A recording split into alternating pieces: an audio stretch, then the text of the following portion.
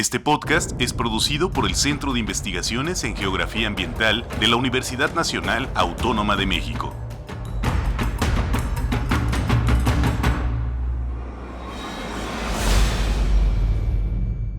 Bien, gracias por acompañarnos, bienvenidos, bienvenidas a una emisión más del podcast Todo pasa en un lugar. El día de hoy les saludamos con muchísimo gusto y presentamos a nuestro invitado, el doctor Fabio Álvaro Melo. Fabio, muchísimas gracias por acompañarnos, bienvenido. Muchas gracias, muy buenos días, buenas tardes, buenas noches. Adrián, muy amable por la invitación y muy contento de estar en este espacio. Sí, nos encanta recibirte. Teníamos algunas semanas tratando de coincidir. Las agendas no nos lo facilitaron, pero bueno, ya estamos aquí.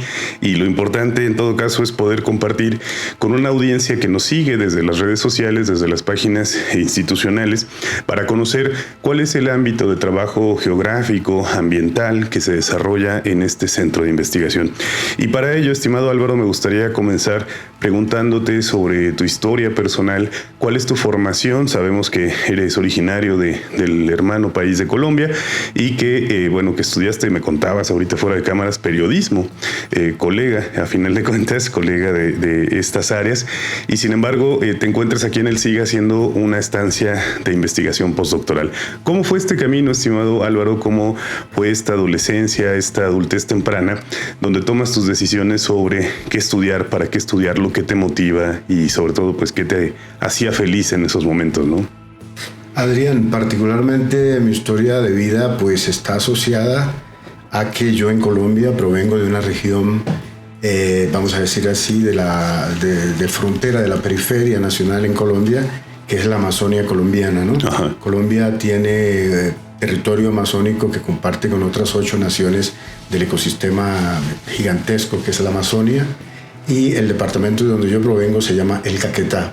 En ese sentido, el Caquetá es un departamento que, pues, como decía antes, está bastante alejado de los centros de poder económico, político, cultural en mi país. Y no obstante, por allá en los años 90, cuando decido ya pensar en qué debo estudiar, de alguna manera tomo la decisión de estudiar comunicación social y periodismo.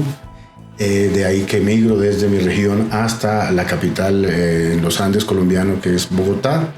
Y adelanto mi carrera de comunicación social y periodismo, y de alguna manera no me encuentro del todo cómodo, ¿no es cierto?, con las expectativas que en su momento tuve cuando inicié la carrera.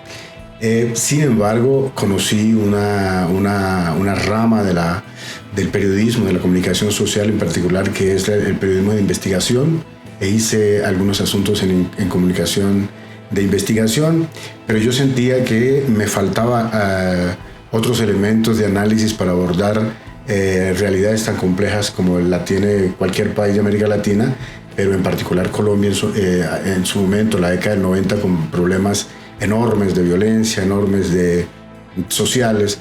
Y en ese sentido, entonces fui pensando en de qué manera hacer un posgrado, ¿no es cierto? Y de repente, por cuestiones, hablando con colegas de comunicación, encontré una persona que me invita a conocer un poco la historia como disciplina. Yo no tenía mucha información respecto a la historia como disciplina, no obstante, termino encarando una maestría en historia.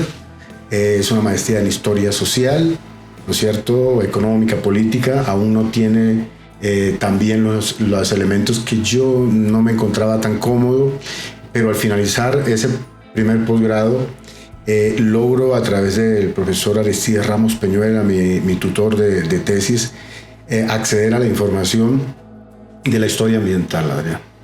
Y cuando yo empiezo a leer sobre qué es la historia ambiental, para qué sirve, cuál es su aportación a la disciplina histórica, al pasado de las sociedades, pues ahí sí me encuentro muy cómodo, al extremo de que, por ejemplo, en el trabajo de grado de maestría yo hice una investigación sobre la colonización y el poblamiento de una región particular de mi departamento, siempre en perspectiva de historia, como les decía hace un momento, social o económica, sin análisis ambientales. Pero ya cuando termino la maestría, y gracias al profesor Aristides Ramos, él me convida a que yo conozca un poco esa perspectiva, y se da entonces la oportunidad de buscarme una beca en el exterior, para encarar ahora una investigación de tipo histórico, pero ambiental. Entonces existían dos posibilidades, o era Brasil o era México. Acá el SIGA y en Brasil una infinidad de oportunidades que yo busqué. Terminé yéndome a Brasil a hacer el doctorado en la Universidad Federal de Santa Catarina en la ciudad de Florianópolis, al sur de Brasil. Y allá pues desarrollo un doctorado en ciencias humanas dentro de una línea de historia ambiental. Y por cuestiones de los protocolos para avanzar dentro del proceso de investigación, yo necesito un segundo tutor o orientador, como se llama en Brasil, y invito a ese escenario al profesor Pedro Urquijo, quien yo había hablado con él para intentar venir a hacer mi doctorado acá en geografía ambiental, puntualmente en el SIGA, y él entonces al estar como segundo orientador es quien me permite de alguna manera empezar a relacionarme ya directamente con el SIGA. Y una vez termino mi doctorado en Brasil, entonces gracias a la invitación del profesor Pedro vengo para acá a hacer mi estancia postdoctoral, de la cual llevo 1 año, y acá estoy trabajando con la profesora Karine Lefebvre a partir de entender procesos puntuales de la ganadería vacuna, que es, digamos así, el tema en el que ahora estoy acá en el SIGA desarrollando mi proyecto postdoctoral. Claro, me llama la atención este aspecto de la disciplina de la historia ambiental. Hemos platicado sobre este rubro específico de investigación y de estudio aquí en este podcast con diferentes invitados, pero desde la lógica de quien no conoce y no ha sido formado en esta línea de trabajo, la historia pareciera remitirnos a los actos humanos, ¿no? Al acto de las sociedades y su devenir en el tiempo. Sin embargo, cuando le ponemos que como centro y como protagonista al ambiente, nos resuena un poco extraño en el sentido de decir, ¿acaso el ambiente tiene una historia? No es solo una sucesión de cambios que obedecen a distintos factores como el clima, la acción del ser humano, pero ¿cómo podríamos dimensionar la historia ambiental en términos de la disciplina y de sus objetivos de investigación? Te lo pregunto de manera muy básica, porque para muchos de nuestros visitantes y de nuestros escuchas o personas que nos siguen en las redes, probablemente historia ambiental les provoque este mismo tipo de dudas. No me las provoca a mí en principio. Me cuesta trabajo asimilar esta noción de decir el ambiente como protagonista de la historia, ¿no? Sí, Adrián, es una perspectiva historiográfica, un enfoque historiográfico que desde la década de los años 70 del siglo pasado pues se institucionalizó gracias a unos procesos planetarios de problemas ambientales que se veían venir una vez finalizada la Segunda Guerra Mundial. Se empieza a pensar cómo la disciplina histórica puede ayudar a entender procesos del pasado que, como usted bien decía, dentro de las escuelas clásicas de la historia o desde las perspectivas tradicionales, ortodoxas de la historia solo la hacían los seres humanos, ¿no es cierto? Y en tal sentido, con el contexto de la segunda mitad del siglo XX en adelante, surgen problemas ambientales. Y en ese sentido, la historia también debe entonces encarar procesos del pasado, pero ahora a partir de analizar las relaciones de los seres humanos con su entorno, ¿no es cierto? Y en ese sentido, ahí yo considero que está una de sus grandes aportaciones justo a una realidad tan compleja medioambiental, global, planetaria, enormes problemas tremendamente complejos que el planeta está pasando, y dentro de la cual la historia ambiental entonces busca de alguna manera aportar análisis en las relaciones de los seres humanos con la naturaleza que anteriormente de alguna manera no estaban dentro de la agenda de la historia, de la disciplina histórica. Y en ese sentido, para mí, ya ahora como un individuo particular de una región particular que es la Amazonia colombiana, ese era como el elemento que le faltaba al análisis, el entender las relaciones sociedades humanas con su entorno, ¿no? Porque la historia ambiental es una invitación a eso, ¿no es cierto? A no solo pensar en las historias humanas o las historias políticas, económicas, sino en esas relaciones. Y yo provengo de una región en la cual la naturaleza no humana es tremendamente exuberante, la Amazonia colombiana, pero que irónicamente el desarrollo, por ejemplo, de mi región ha estado siempre en relación directa con esa naturaleza amazónica que fue para ocupar esos espacios tremendamente transformada por las sociedades colonizadoras, por ejemplo. Entonces, yo creo que la historia ambiental es una invitación puntual a entender que el pasado también se puede entender a partir de que integremos elementos no humanos a esa historicidad que tan necesariamente tenemos que hacer para entender el presente y de alguna manera, si se pudiera decir, proyectar algunos asuntos del futuro. Pero la historia ambiental, en términos puntuales, analiza las relaciones entre los seres humanos y su entorno y las maneras en que resultan transformados tanto ese entorno natural no humano como las mismas sociedades humanas. Adrián, sería una definición así muy básica, pero con la intención de que se entienda, ¿no? Que ya no podemos seguir pensando que los seres humanos habitamos este planeta en un sentido de como si flotásemos en el ambiente. Nosotros estamos anclados a cuestiones territoriales, geográficas, espaciales, y en ese sentido la historicidad la podemos estudiar a partir de la historia ambiental. Por supuesto. Aplican en este concepto de historicidad también estos clichés sobre si no conocemos nuestra historia estamos condenados a repetirla y tantas otras que podemos identificar, digamos, en el imaginario común, en el imaginario popular respecto a por qué es importante generar estos estudios sobre historia ambiental. Me lo acabas de explicar con mucha claridad. Sin embargo, en términos de utilidad, quedaría quizá para los análisis de las revisiones sobre por qué hemos llegado a perder, digamos, cierta superficie de terreno boscoso o por qué nuestros cuerpos de agua son cada vez más pequeños, más escasos, o la calidad del agua se ha cambiado a lo largo del tiempo. Esta historicidad, ¿qué utilidad nos brinda en el presente más allá del entendimiento cabal de cómo hemos llegado a este punto? Adrián, la realidad puntual, contemporánea de los procesos de transformaciones, por ejemplo, paisajísticas que viven todos los ecosistemas del planeta, obligan a que entendamos que las acciones humanas siempre generan o dejan una huella en esos entornos con los cuales el ser humano interactúa. Y en ese sentido, el contexto actual de problema de cambio climático, por decir apenas un tópico, nos invita a pensar que debemos tener una mirada muy crítica, por ejemplo, de todos los fenómenos del pasado para, digamos, como usted bien decía, no caer en el cliché de que debemos conocer la historia para entonces no cometer los mismos errores en el presente y en el futuro. Infelizmente las sociedades, ¿no es cierto? Eso ya está tremendamente desarrollado teóricamente o conceptualmente. Los procesos son cíclicos, ¿no es cierto?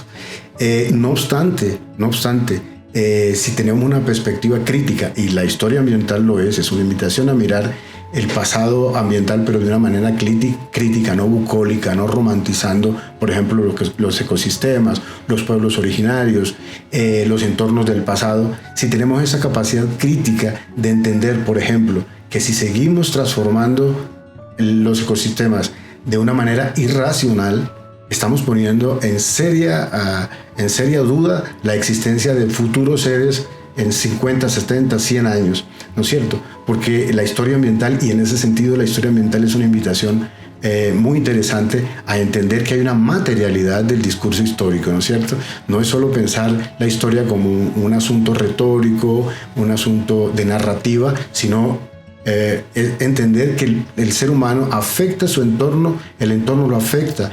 En ese sentido, si tenemos una mirada crítica de lo que hoy hacemos, perfectamente podemos hacer entonces análisis de si un río que hoy analizamos en perspectiva histórica puede permanecer 100 años más, 50 años más. Si, por ejemplo, en el sentido de que yo trabajo con la Amazonía colombiana o los ambientes tropicales, si al paso que vamos seguimos transformando esos ambientes, va a alcanzar esos espacios para suplir las necesidades de supervivencia de los seres que estén en 70, 80 o un siglo. Entonces la historia ambiental pareciera ser que es como si fuese una narrativa más, pero no, es al contrario, una materialidad, una invitación a que entendamos la historia como un acto en el cual el ser humano transforma su entorno de una manera muy puntual. Ya no podemos seguir pensando que los seres humanos somos, por ejemplo, dueños de la naturaleza.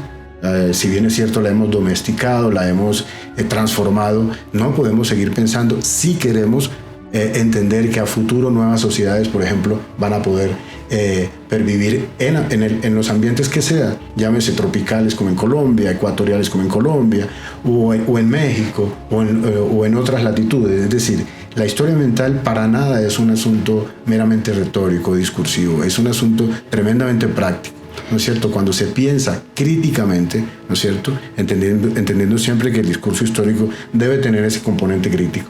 Entonces yo entiendo que la historia ambiental en ese sentido no se acoge más a los clichés que hemos venido como históricamente construyendo o en el que hemos sido educados, por ejemplo, de alguna manera, ¿no? Claro. Y te pregunto también sobre el enfoque respecto al que hace referencia a la historia ambiental. Me imagino que tiene diversos niveles y categorías de análisis, ¿no? Para estudiar los fenómenos que determina. Pero me pregunto en relación, por ejemplo, a la diferencia entre individuo y colectivo, ¿no?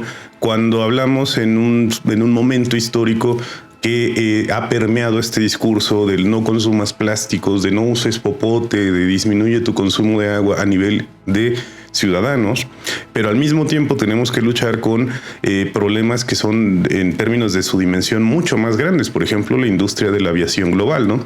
Es decir, un solo vuelo contamina mucho más que 3,000 individuos tomando sus bebidas con popote todos los días, ¿no? Para ponerlo en una comparativa ociosa.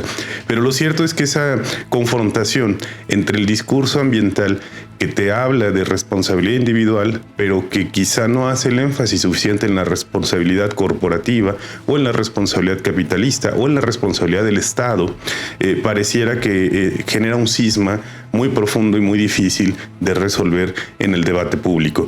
¿Cómo aborda la historia ambiental los sujetos y los actores de este cambio histórico? Habla del individuo, habla de la colectividad, habla del Estado, habla de todos ellos. ¿Cómo funciona ese abordaje? Adrián, específicamente la historia ambiental como un enfoque historiográfico siempre busca por entender los procesos del pasado de las sociedades humanas colectivas e individualmente, ¿no es cierto? Esas responsabilidades, podríamos llamar responsabilidades ambientales hoy en día, claro que son trabajadas particularmente, vislumbradas, definidas por la historia ambiental. Y en ese sentido, la perspectiva crítica de entender, por ejemplo, que fenómenos tan planetarios, ¿no es cierto?, absorbentes como el capitalismo, hace que no sea los mismos impactos los que produce, como usted bien decía, las grandes empresas, las grandes multinacionales, los grandes emporios económicos que, por ejemplo, perforan pozos petrolíferos en regiones altamente vulnerables, donde la naturaleza necesariamente tendría que ser tenida en cuenta. Entonces, en ese sentido, las responsabilidades se individualizan, los análisis históricos se individualizan, pero también se tienen en cuenta, por supuesto, los contextos. Y en ese sentido no es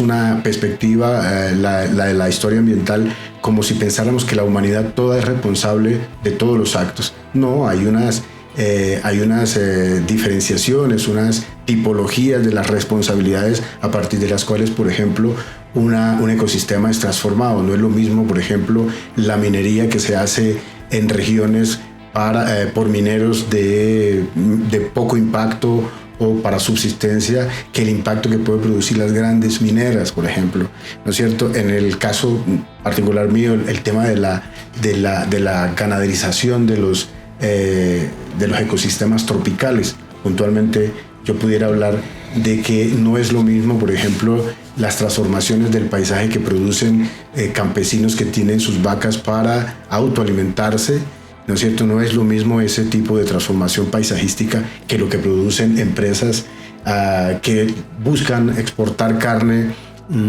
proteína animal a niveles industriales, porque allí los impactos serán distintos. Entonces la historia ambiental sí nos ayuda a entender esa diferenciación de responsabilidades ambientales y desde lo histórico entender que las sociedades humanas no todas transforman de la misma manera sus espacios con los cuales conviven, nos permite entonces intentar críticamente formular nuevas ideas para que a futuro de alguna manera se permita preservar, conservar o de alguna manera impedir que grandes ecosistemas, por ejemplo, sean entregados a multinacionales, a grupos económicos en este modelo neoliberal en el que estamos, para que sean transformados por el simple hecho de que se convierta en capital, ¿no es cierto? Entonces, la historia ambiental tiene también esa perspectiva de entender, definir y vislumbrar las responsabilidades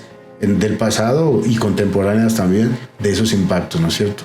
Y de mencionarlas, ¿no? Para que en el discurso y en la operatividad se pueda hacer un análisis mucho más justo y equilibrado y sin estos sesgos que aparentemente son incompatibles, ¿no? La acción individual versus la acción colectiva versus la acción corporativa o del Estado.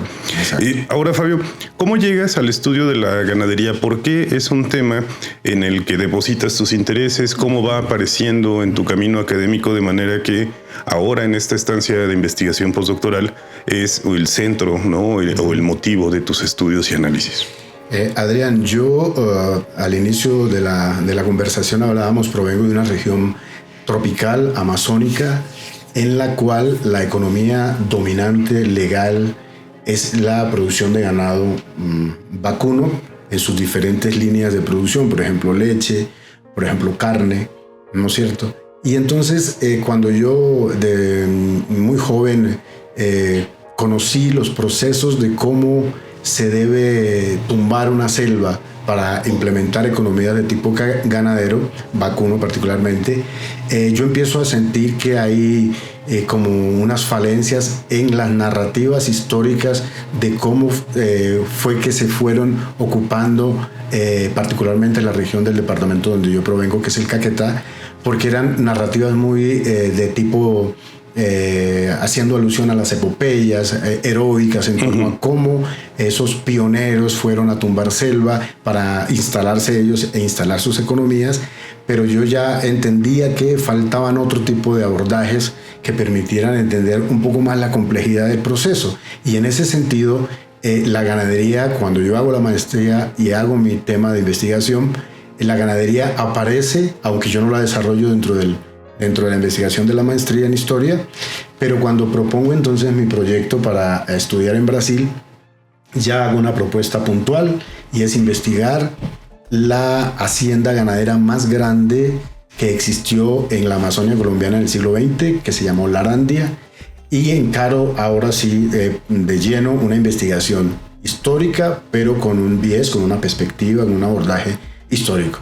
Y en ese sentido, cuando termino de estudiar en Brasil, inmediatamente también pienso, bueno, ¿y ahora qué continúa? El tema de la ganadería, desde las miles aristas que tiene, podría abordarse en términos históricos. Cuando vengo para el SIGA, entonces, se me invita a ser parte de una red de investigación de ganados que lidera la profesora Karim, la profesora Jovanka también, que ellas tienen aquí una red muy establecida a partir de la arqueología, de la historia ambiental, de procesos de entender la ganadería, la economía de la ganadería vacuna como un fenómeno importantísimo en la transformación de los paisajes, que es una de las líneas dentro de las cuales yo trabajo.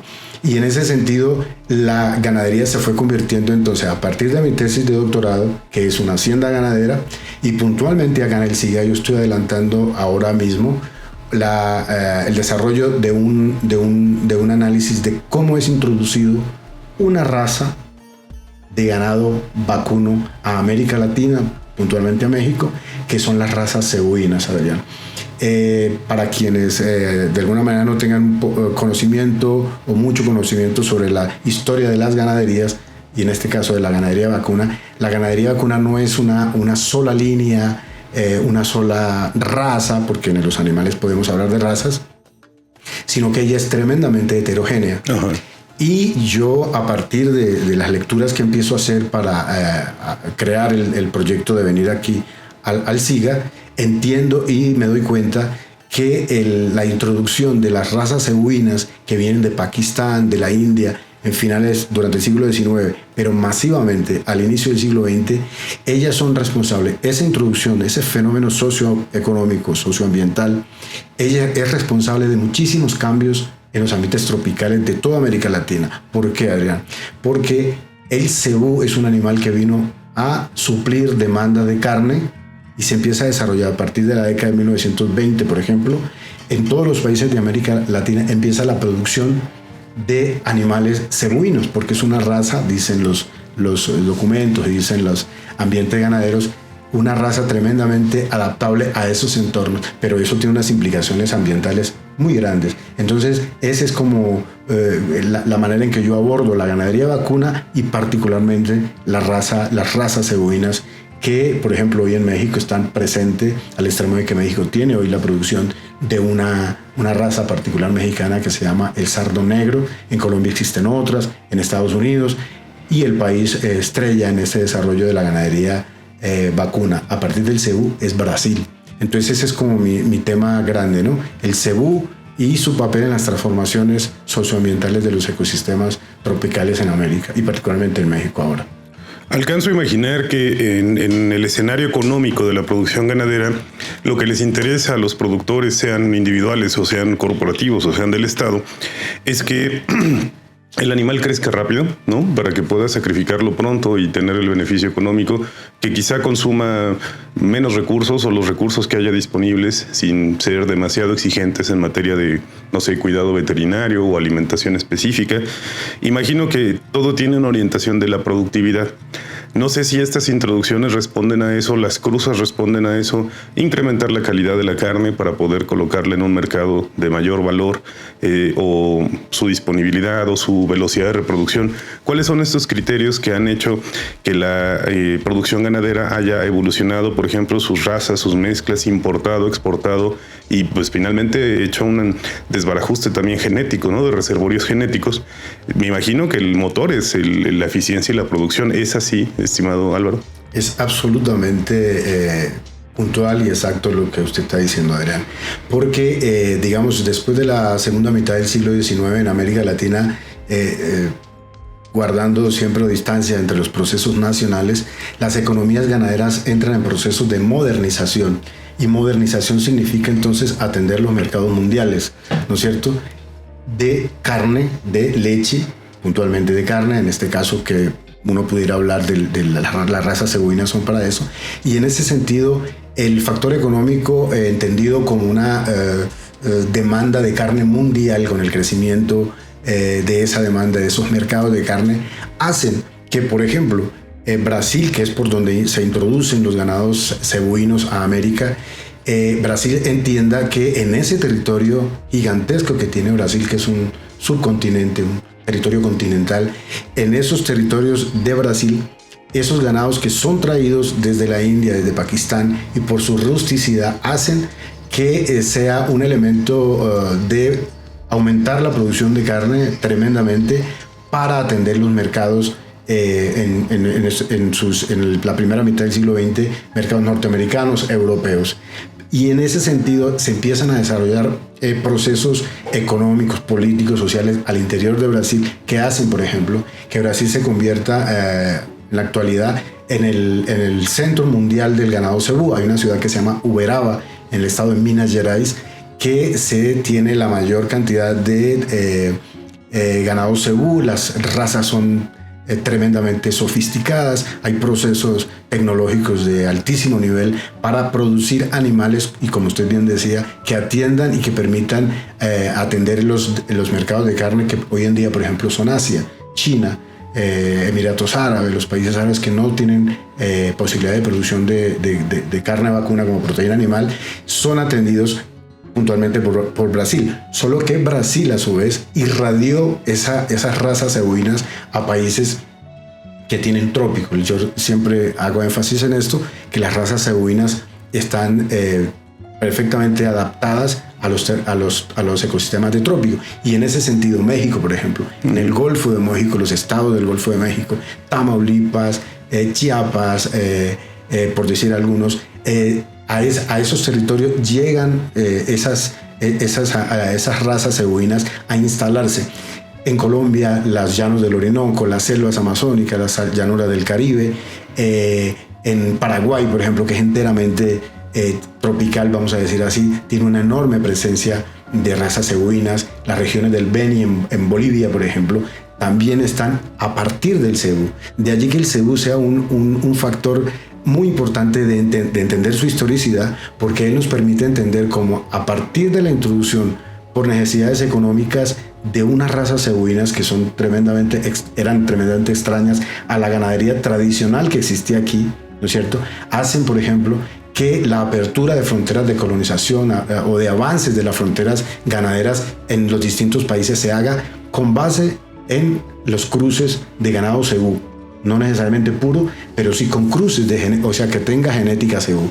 Y en ese sentido, el cebú también, por ejemplo, más allá de las transformaciones paisajísticas, tiene unas implicaciones, como usted bien decía, con la genética antigua, ¿no es cierto? Los ganados antiguos que ya estaban perfectamente adaptados a los ecosistemas de cada país, por ejemplo, se van a ver que las razas que algunos llaman autóctonas, empiezan a ser modificadas, a ser, de hecho, algunas casi que muchas desaparecieron, justamente por el factor de la introducción de la genética cebuina. Y en ese sentido, no estamos hablando en un sentido de la veterinaria, de producción animal, sino desde la historia ambiental. Entender su historicidad implica entender los distintos fenómenos que produjo esa introducción de esa genética particularmente cebuina. Entonces, las implicaciones son muy grandes. Por ejemplo, este es un proyecto que yo lo estoy comenzando porque uno hace una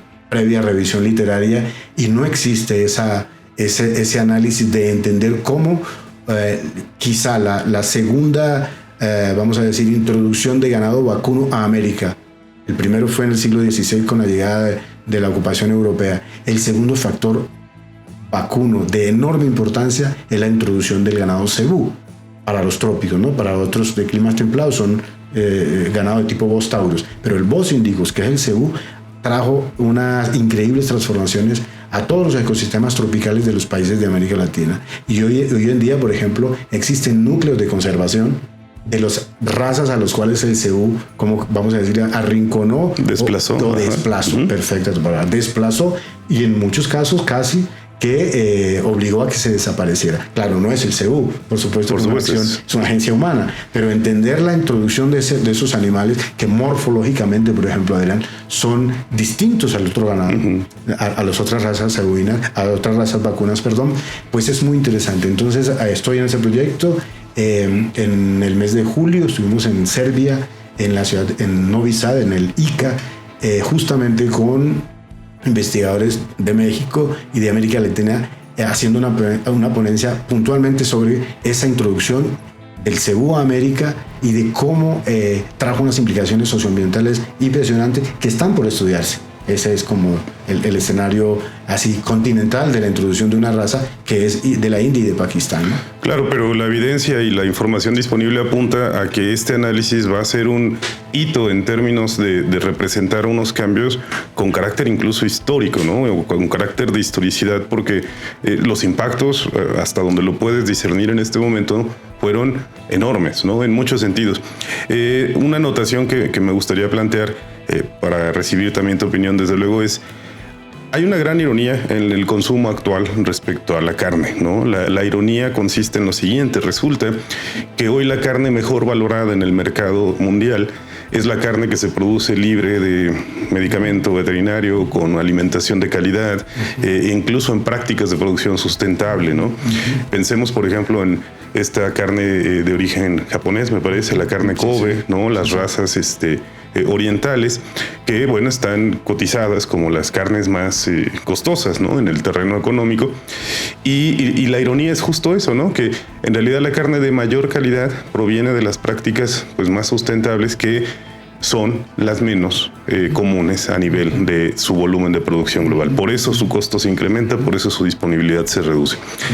Y me parece una gran ironía porque pues justamente satisfacer la demanda de proteína animal en el mundo pasaba seguramente por la necesidad de eficientar los procesos de producción animal. Sin embargo, hubo que hacer sacrificios, ¿no?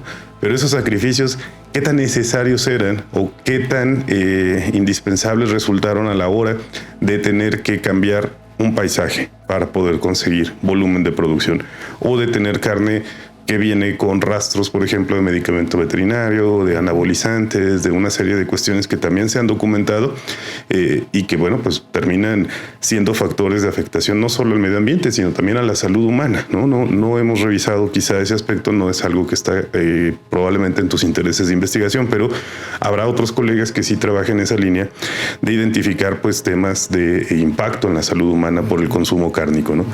Y en ese sentido, preguntarte, estimado Álvaro, ¿cuál es la perspectiva de tu investigación en relación a esto? ¿Era necesario llevar esta producción cárnica a estos niveles de depredación ambiental o de cambio ambiental nocivo a final de cuentas? ¿O podía históricamente haberse tomado una elección distinta, pensándolo hipotéticamente? Claro, Adrián, los fenómenos históricos, digamos, siempre son jalonados, generados por demandas de tipo económico, ¿no es cierto? El cebú son unas razas cebuinas, porque está mal, no es correcto decir cebú, sino las razas cebuinas. Son razas que llegan a ocupar espacios que ya estaban siendo ocupados por otros vacunos, solo que eran vacunos adaptados a esos nichos ecológicos, que eran de alguna manera, se les respetaba su tiempo de vida para producir pues, la proteína para la cual eran criados. Y la irrupción del cebú lo que hace es detonar todo un proceso muy complejo en el cual se utiliza la alta genética, se moderniza procesos de transporte, se moderniza procesos de unidades productivas, tanto en Brasil como en Colombia o en cualquier país, para intentar atender esa demanda de carne en el mundo, pero ahí no se piensa en términos vamos a decir, de salud humana. Ahí de lo que se trata es de atender, y es un rubro económico de altísima rentabilidad. Entonces, siempre, si vamos a ver, la producción de carne a partir de la introducción de una raza tropical particular, son las razas cebuinas, se hizo sin pensar, por supuesto, en otra cosa que no fuera atender los mercados mundiales. Y de hecho, cuando yo hace un momento le hablaba de la aún existencia de núcleos de conservación, existe incluso una red latinoamericana de núcleos de conservación de animales criollos, de esas razas criollas a las cuales las razas cebuinas desplazaron. De lo que se trata y de lo que nos está hablando es de que es posible otro tipo de ganadería, ¿no es cierto? Y yo aquí estoy hablando no como una ganadería necesariamente artesanal, ¿no es cierto? O así en unidades productivas pequeñas. No, es posible también producir proteína animal sin que sea necesario, por ejemplo,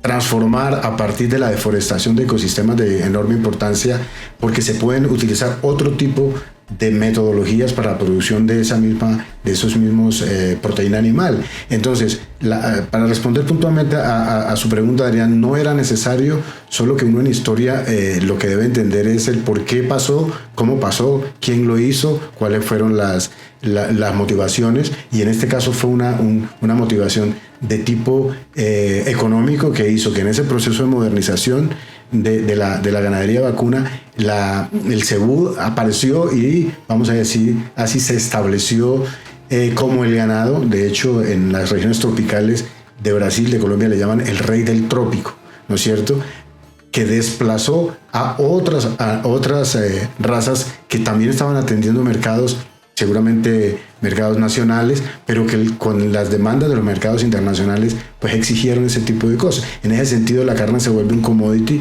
¿no es cierto?, un recurso económico para venderse, y ahí no hay un pensamiento de tipo ético, un pensamiento de tipo ambiental. Justamente la historia ambiental lo que trae es esa crítica, ¿no es cierto?, a cómo fue posible que para establecer animales de ese tipo cebuino, por ejemplo, también se tuvo que introducir pastos allá, también se tuvo que modernizar las unidades productivas a partir de que esos animales demandan otro tipo de manejo. Y entonces fue todo un cambio que hizo que si bien se aumentara la producción de proteína animal, el medio ambiente resultó tremendamente afectado seguramente con otro tipo de metodología de producción de carne es posible, por ejemplo, la producción estabulada, donde el animal, por ejemplo, no es suelto a ganadería extensiva, a pastoreo extensivo, pero para que exista, por ejemplo, ese pastoreo extensivo, tiene que existir espacios. ¿Y cuáles son los espacios? Pues espacios normalmente de bosques, normalmente en mi caso colombiano, de la Amazonia, que uno no puede entender todo el proceso de ampliación de la frontera ganadera si no se entiende que para instalar esos nuevos ganados tuvo que entonces tumbarse, quemarse y paradelizarse esos espacios. Entonces, existen enormes implicaciones que van mucho más allá de lo económico. Claro, usted ahora indicaba, para la producción de animales, vamos a decir, Gusera, Nelore, que son las razas puntualmente que se han desarrollado en Brasil, es necesario la introducción y la utilización de tecnologías tremendamente invasivas y nefastas para el humano, en el sentido, primero al animal y después al humano, en el sentido que se utilizan, vamos a decir así, elementos que son que afectan en esa necesidad de apurar los procedimientos de desarrollo del animal, afectan puntualmente la salud humana, que es finalmente quien consume esa carne. Claro. Y en ese sentido has señalado en más de un momento este asunto del cambio del paisaje, ¿no? El cambio del paisaje me imagino que tiene que ver de manera natural con la necesidad del pastoreo. El animal, el ganado, tiene necesidad de consumir pastos, es su alimentación base, y para ello no te sirve la selva, no te sirve el bosque, necesitas establecer otro tipo de terreno y, como bien lo señalabas, pues incluso introducir pastos específicos o variedades concretas que permitan que esta alimentación se genere de una forma regular, ¿no? y acorde a las necesidades del ganado. Este cambio paisajístico uno está hasta cierto punto acostumbrado a verlo. En los viajes que hace uno en carretera, de pronto zonas que solían ser boscosas terminan en una cuestión de semanas o meses convertidos en terrenos parcelarios, por ejemplo, de producción de granos, semillas u otros productos. Sin embargo, también es común encontrarnos con este espacio de terreno donde antes no pastaba ganado y ahora pasta ganado. Entonces, hasta cierto punto está normalizado que el paisaje vaya cambiando en este sentido.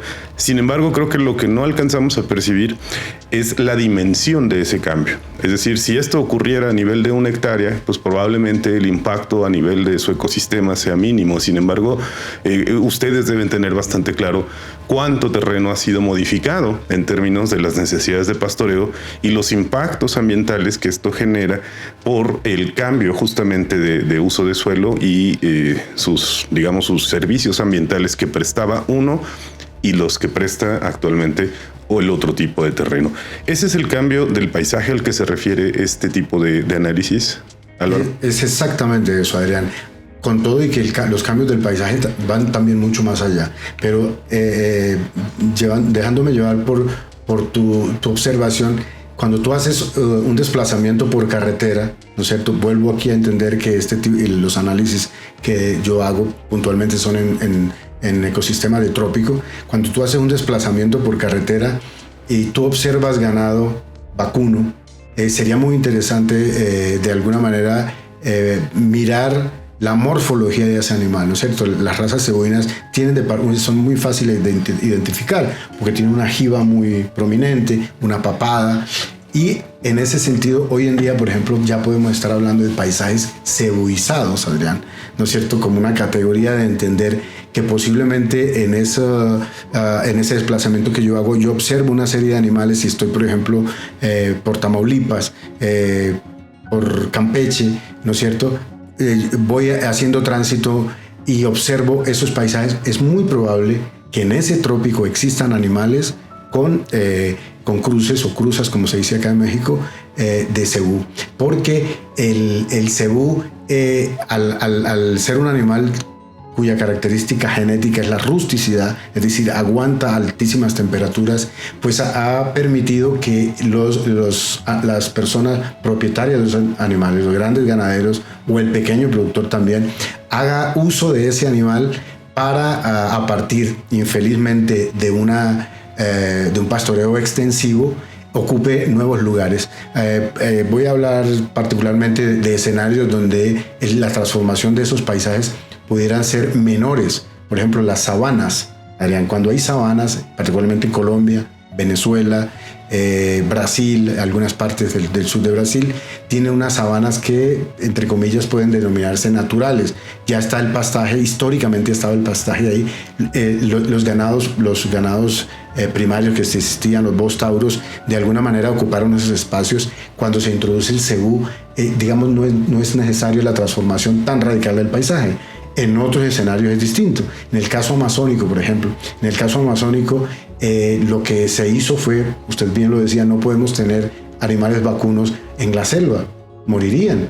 Lo matan los murciélagos, mata lo que en esas regiones se llama el tigre, que realmente es el jaguar. Los otros animales, un animal en la selva, un animal vacuno en la selva no puede sobrevivir. Entonces, ¿qué se hace necesario? Las lógicas económicas implican que se transforme ese paisaje, se constituya una nueva pradera, se utilice alambre de púa, se traigan nuevas unidades productivas, porque aquí lo que estamos viendo, la idea es la producción de carne, y en ese sentido, esa es la transformación del paisaje, que repito, va mucho más allá, pero en un sentido así muy común, uno puede hacer el ejercicio de observar, si vas por un escenario de trópico y te darás cuenta que mucho de ese animal vacuno que tú observes va a ser con jiba, con papada, significa que es un animal con genética cebú.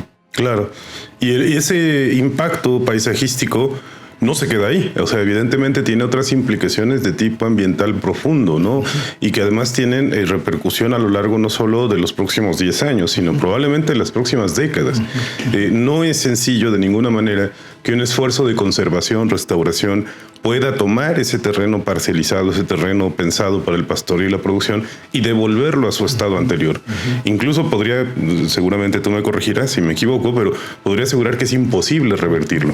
Es decir, si ya devastaste selvas, si ya devastaste bosque para generar espacios productivos ganaderos, revertirlo a su estado anterior podría tomarte 30 años y quizá no lo lograrías, ¿no? Adrián, los procesos de transformación ambiental que estudia la historia ambiental son interesantes precisamente por eso, porque uno puede establecer una periodicidad de esos procesos, y lo que a la naturaleza le tomó miles de años establecer, vamos a utilizar el ejemplo que yo he más trabajado, que es la selva amazónica, de árboles de 30 a 25 metros de altura, con una enorme biodiversidad, con altísimos servicios ambientales a partir de la humedad, de distintos factores ecológicos que esa selva puede prestar. El ser humano, en una decisión absolutamente radical, violenta, en cuestión de 2-3 semanas, lo que le tomó a la naturaleza miles, millones de años quizá, el ser humano en 2 semanas lo ha totalmente transformado.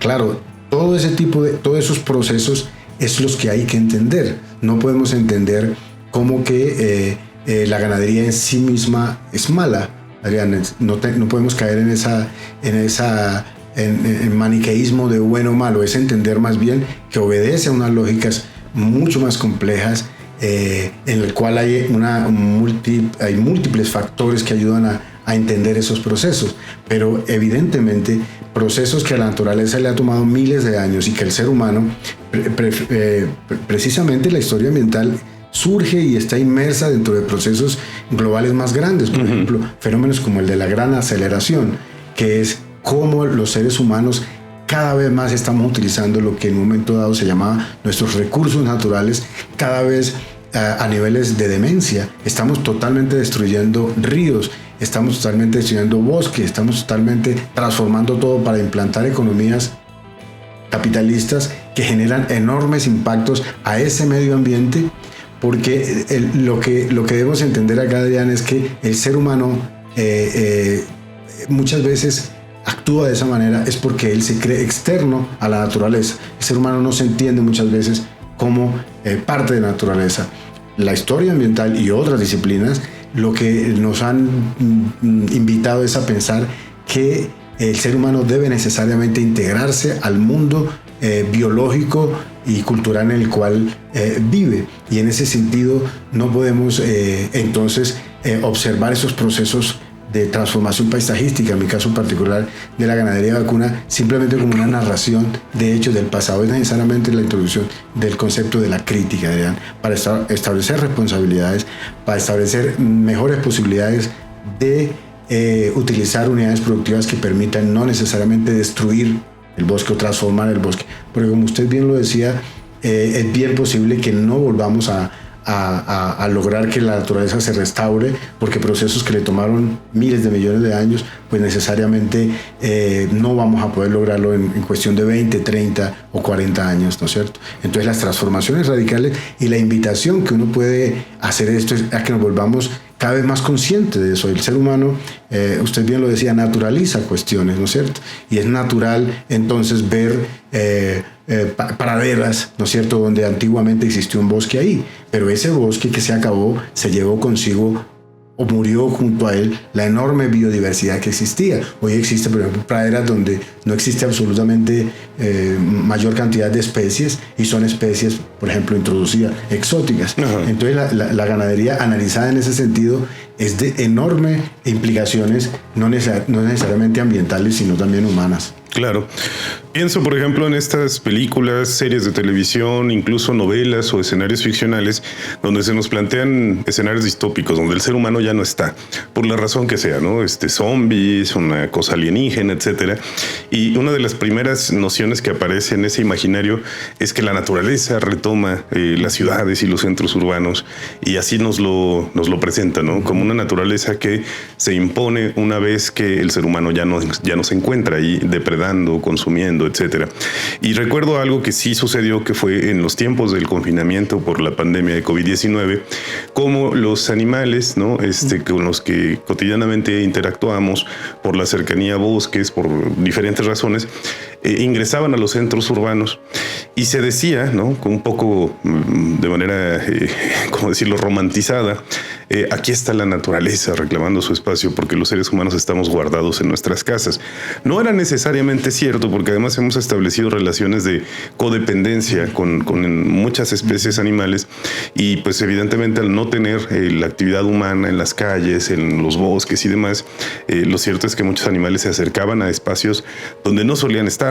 Pero eso no necesariamente significaba que la naturaleza estuviera recobrando sus espacios o reclamando nada que le perteneciera. Fueron simplemente coyunturas muy específicas en tiempos muy pequeños. Digo, a nivel de la historia, pues una temporada de 2-3 años no es nada, ¿no? Es apenas un parpadeo.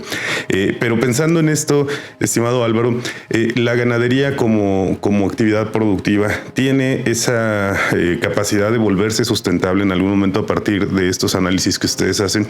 Nos queda claro que no vamos a dejar de consumir el producto de la proteína animal, el producto cárnico, pero en algún momento pienso también, por ejemplo, en la utilidad de estas investigaciones, ¿no? Una vez que ustedes publiquen sus resultados, sus hallazgos a manera de paper, a manera de capítulo de libro, un libro, conferencias, productos de divulgación, podemos en algún momento pensar en que este trabajo se retome y continúe con una óptica de resolución de problemas planteados.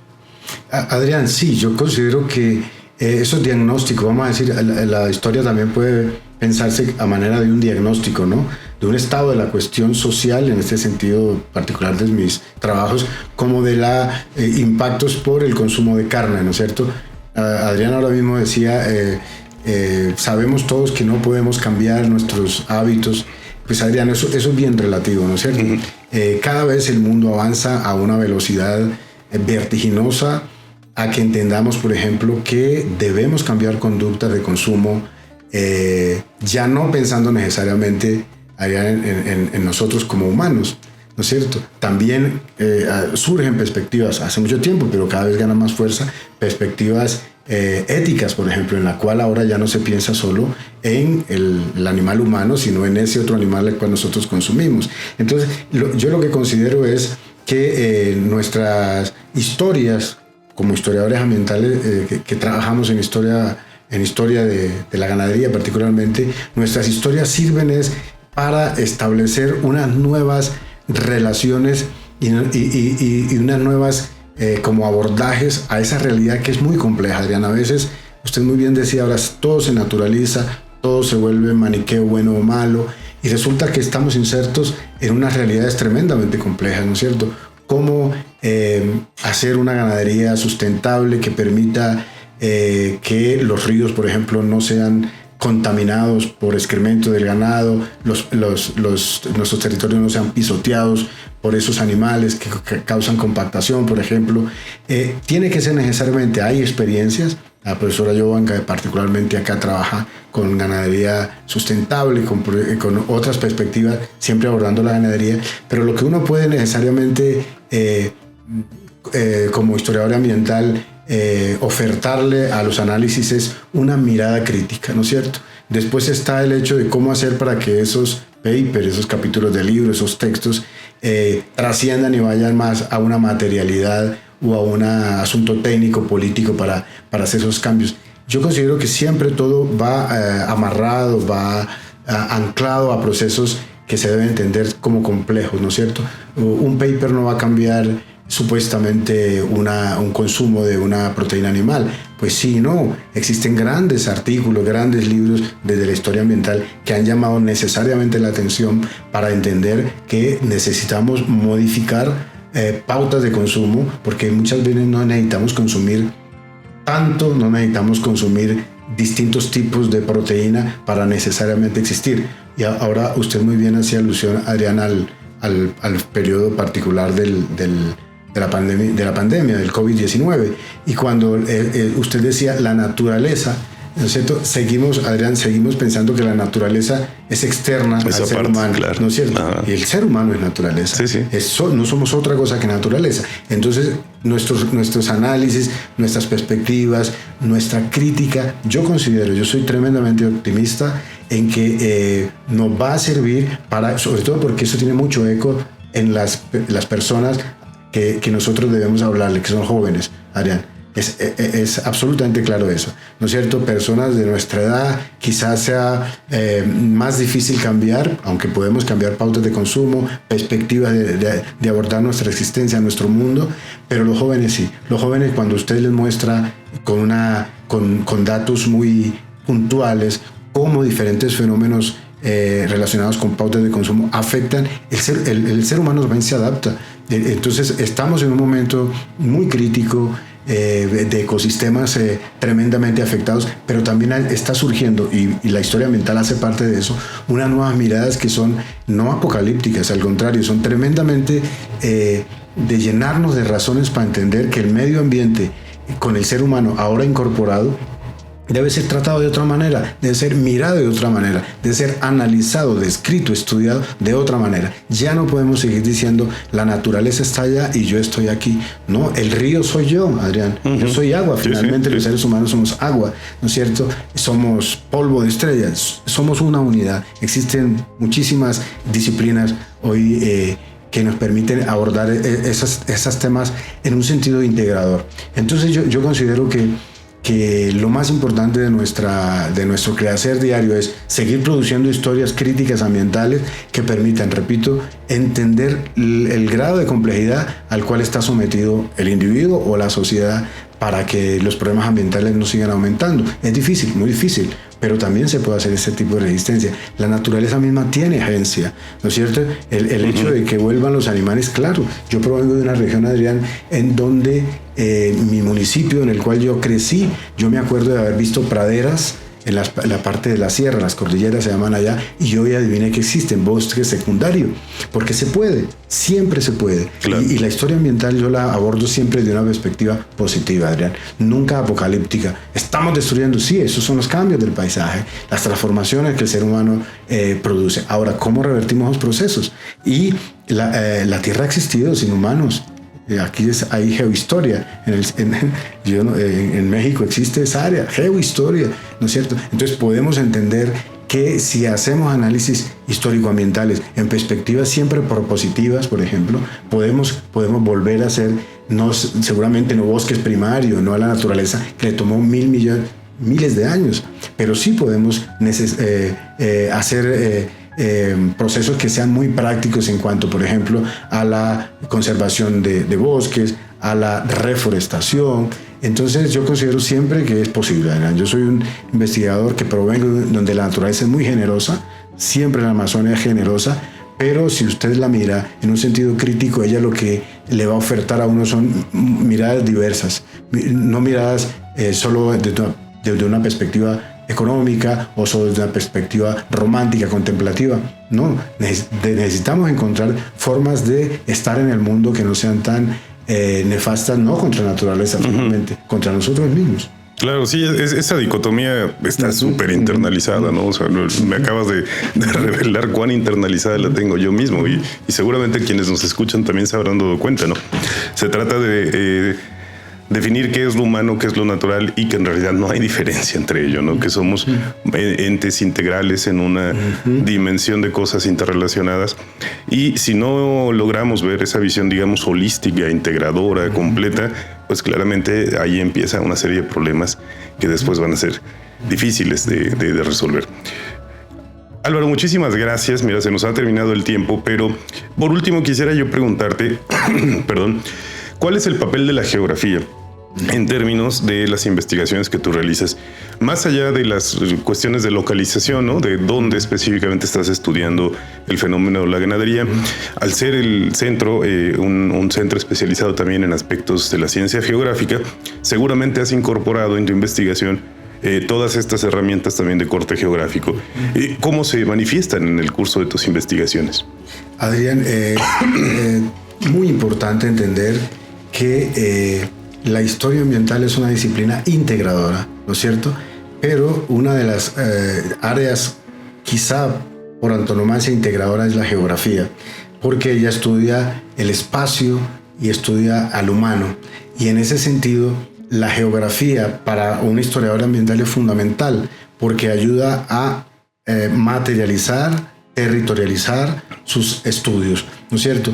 Por ejemplo, en Colombia existen múltiples ecosistemas con múltiples problemáticas que necesariamente tienen que abordarse desde conceptos como el territorio, como el espacio, como el lugar, y la geografía nos ofrece esos elementos teóricos o metodológicos para esos abordajes. A veces solemos pecar de hacer generalizaciones, Adrián, y la geografía es una disciplina tremendamente útil en el sentido que si yo estoy describiendo un proceso de transformación paisajística, necesariamente las unidades de paisaje que me oferta la geografía me permiten explicar y materializar esos procesos. A veces en historia solemos caer en como si los procesos fueran en un sentido general, y la geografía nos da unas herramientas metodológicas y teóricas muy importantes, y es los conceptos de territorio, de lugar, de espacio.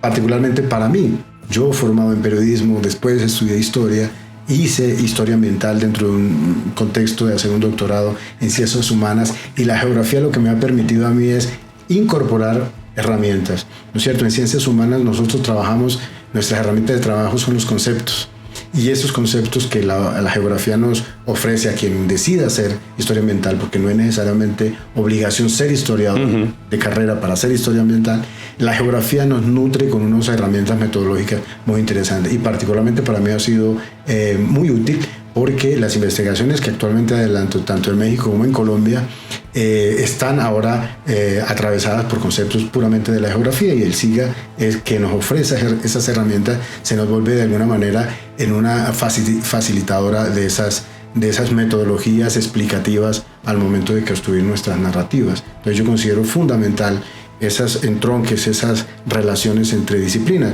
Ahora la interdisciplinariedad, la transdisciplinariedad es muy útil, y en ese sentido la geografía, que desde siempre fue una disciplina integradora, la podemos unir muy bien con las narrativas históricas de corte ambiental, y yo considero que así los estudios que podamos nosotros realizar son mucho más integradores, mucho más explicativos, porque siempre vienen desde la complejidad. Claro.